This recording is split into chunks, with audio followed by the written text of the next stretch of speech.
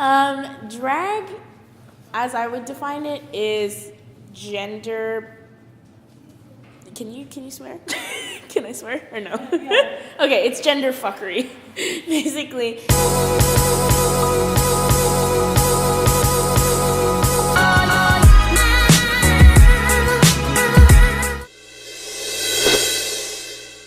They're greatly outnumbered. The average king ends up having a far shorter performance lifespan. They're more likely to retire younger and more quickly than the drag queens because they don't have the recognition. They've never gotten enough, they never will get enough, so they don't stay to get it.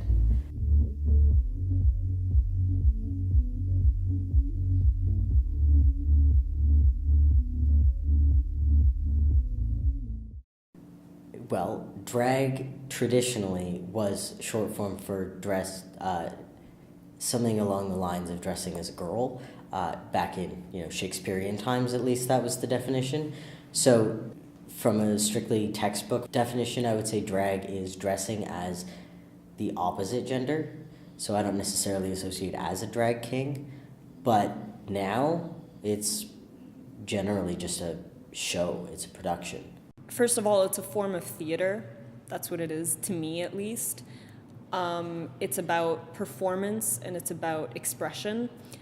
It's also about breaking down gender norms and what people think is generally associated with the traditional gender binary, so male and female, whether it's how it's supposed to look like, or how it's supposed to sound or supposed to act based on their gender.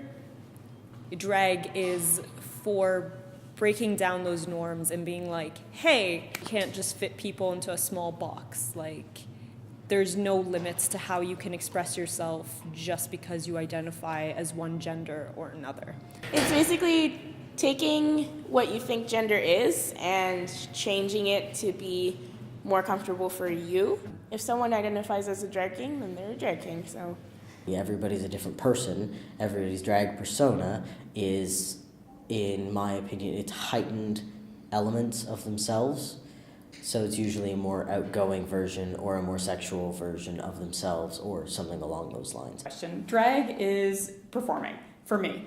If you just get dressed up in the alternate gender that you normally identify as and go out in public, then I don't see that as drag. I see drag as an actual entertainment experience. A lot of people, when they think of it, it's just, cisgender, gay man, dressing up as a woman, that's drag.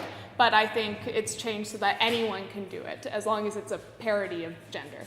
So there's drag kings, there's hyper queens, there's queens, there's a lot of things. People can perform in drag while being the same gender portrayed and inside.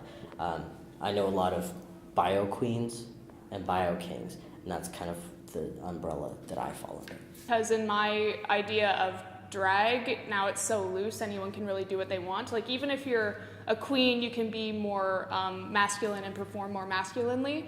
But I guess if we're talking about kind of the classical drag king look, they'll bring more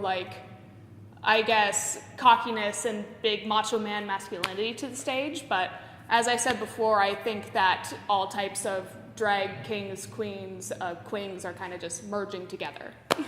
In terms of drag kings, the stereotype is that they're mostly lesbians who are really butch and have short hair and things like that.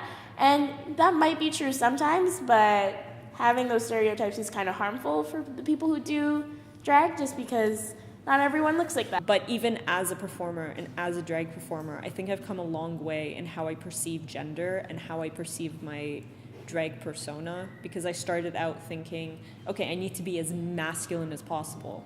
And then as I grew more and more as a performer, I realized that that's not what it's about. It's about being expressive.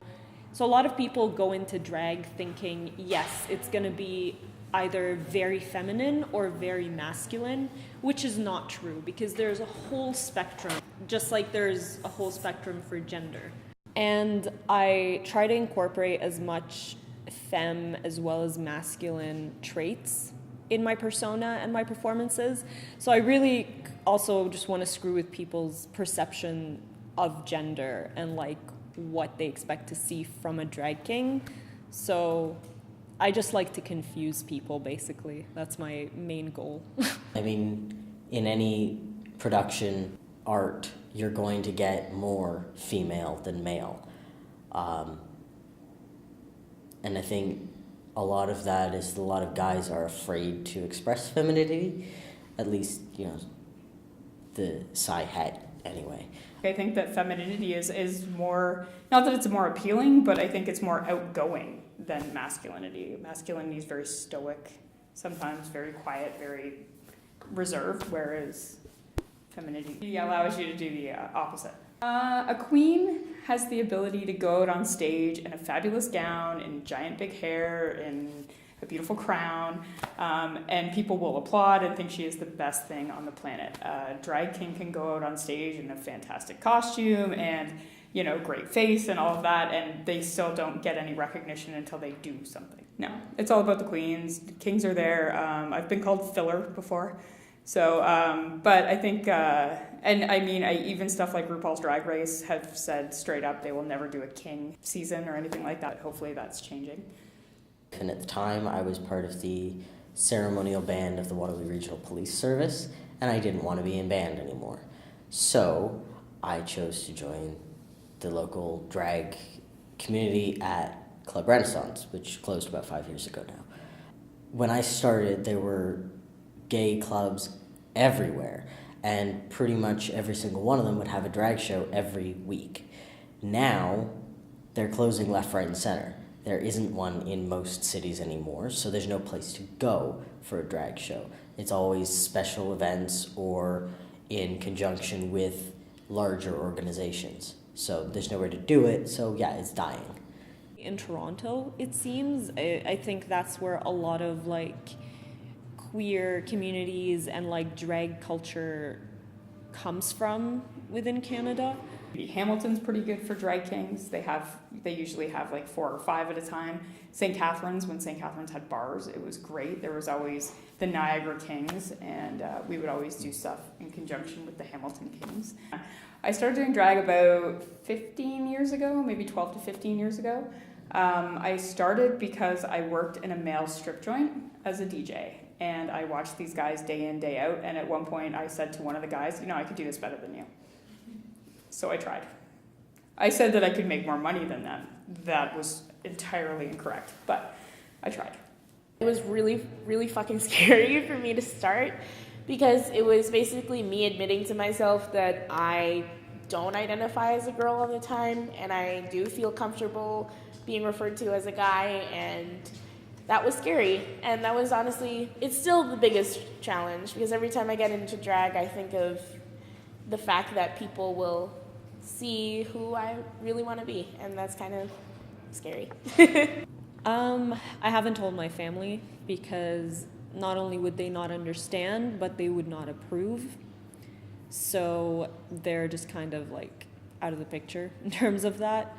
With close friends, I mean, like, all of them were super supportive.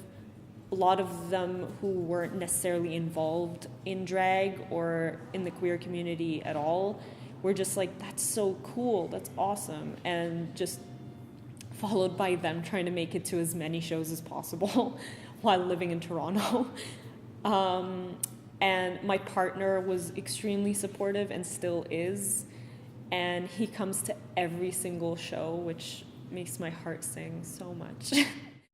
Well, since I just recently sort of did it, I was walking around the school with a face full of makeup, you know, going to classes. And my one friend stopped me in the hallway and she said, "Oh my God, are you doing drag tonight?" And I'm like, "Yes." And she's like, "Oh my God, that's so cool." So for the most part, the reactions have been very good. And then some people are just indifferent. Like, I had to go home to my family that night.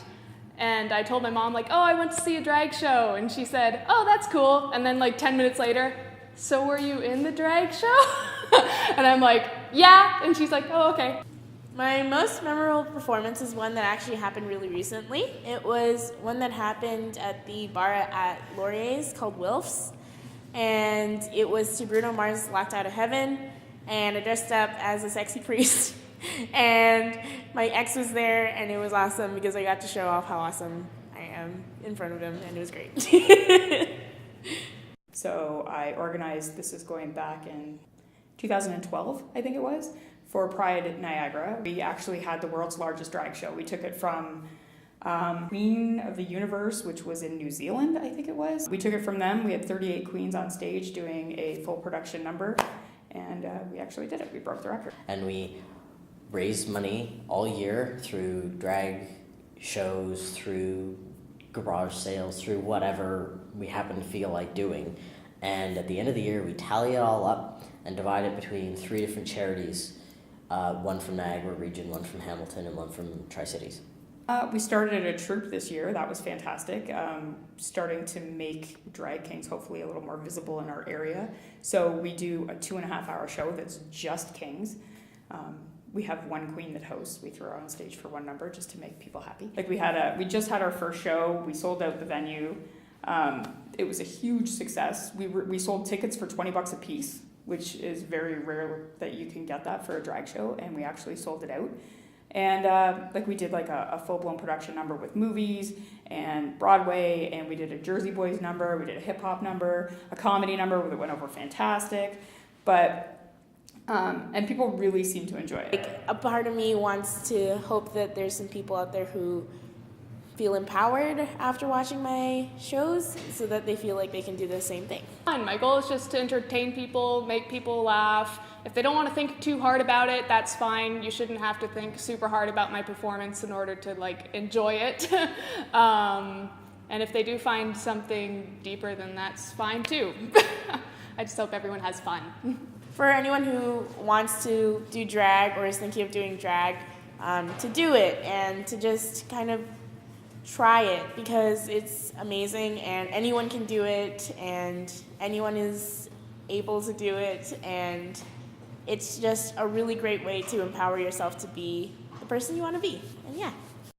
I don't know, if it appeals to you, just do it. If you don't know what you're doing, good, because none of the rest of us do either.